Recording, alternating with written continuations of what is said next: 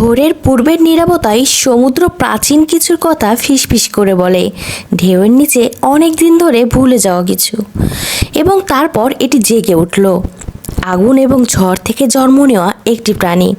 হাজার বছর ধরে দেখা যায় না একটি টাইটান। শহরগুলো কেঁপে উঠল, আকাশ পড়ে গেল, মানবতা তার সবচেয়ে বড় দুঃস্বপ্নের মুখোমুখি দাঁড়ালো। আমরা আমাদের যা কিছু ছিল, ইস্পাত, আগুন এবং সাহস, সব কিছু দিয়েই লড়াই করেছি। কিন্তু পশুটি মাংসের চেয়েও বেশি ছিল, এটি নিজেই ক্রোধ ছিল।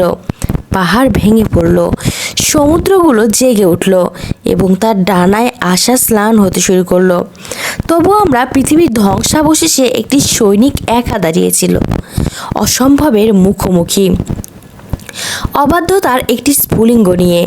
সে পাল্টা আঘাত করলো এবং যখন ধোঁয়া পরিষ্কার হয়ে গেল তখন টাইটান আবার ঘুমিয়ে পড়ল। কিন্তু কিংবদন্তি কখনো মরে না।